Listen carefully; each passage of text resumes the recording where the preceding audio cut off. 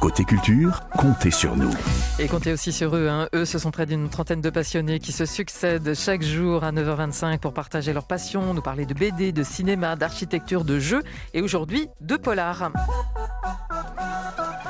Caroline de Benedetti, bonjour. Bonjour Cathy. Caroline, vous êtes spécialiste du polar, co-créatrice de l'association Fondu au Noir, de la revue L'Indique, programmatrice du festival du polar Mauve en Noir. Et votre mission, tous les mois, c'est de nous donner envie de lire du polar. Alors, polar roman noir aujourd'hui, corse, mais publié à Nantes aux éditions de l'Atalante. Exactement, un petit focus local avec les éditions La Talente. Alors certains d'entre vous connaissent cette maison d'édition nantaise qui publie de grands noms de la science-fiction. Et La Talente, il y a une nouveauté cette année, vient de lancer une collection qui s'appelle Fusion et qui est effectivement tournée vers le polar, le roman noir, le mélange des genres. Et c'est là qu'on trouve Clark, le nouveau roman d'Anouk Langanais, qui est effectivement une autrice corse, avec un humour particulièrement piquant. Et Clark, c'est la lettre d'une mère à sa fille, et ça commence avec ces quelques mots. C'était en juin, il pleuvait, tu devais avoir 15 ans, ta sœur comptait les gouttes par la fenêtre. Dans la pièce voisine, ton frère soulevait de la fonte en pleurnichant.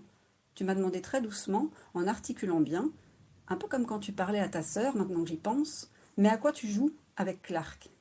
Alors le « tu » qu'on entend dans cette lettre fait que le lecteur a l'impression que la mère lui parle, il est vite attrapé par l'histoire et comprend que cette famille a vécu un drame. Alors évidemment, vous n'avez pas tout nous raconter, Caroline, mais quelques clés quand même. Un tout petit peu, juste pour vous mettre en bouche, à travers cette lettre, la mère revient sur sa vie et ses erreurs. Elle a été une jeune femme libre et indépendante. Elle a toujours tout fait pour maîtriser sa vie, son travail, ses amours, ses plans cul, tout ça. Et le jour où elle raconte son envie de devenir mère, on se croit un peu dans une chanson de Jean-Jacques Goldman. Je ne sais pas si vous l'avez en tête. Elle a fait un bébé toute seule. Ouais, si, carrément, ouais. La jeune femme a cherché le papa idéal pour un projet assez particulier. Inquiète du chômage et des catastrophes écologiques, elle a voulu sauver le monde, rien que ça. Et pour sauver le monde, que faut-il ? Un super-héros, voilà. Donc c'est ce qu'elle a voulu faire de son fils, Clark. Le prénom n'est pas choisi au hasard. Mais on le sait tous, les super-héros, ça n'existe pas malheureusement. Et cette femme atypique est vraiment étonnante, mais on doute quand même un peu de sa santé mentale.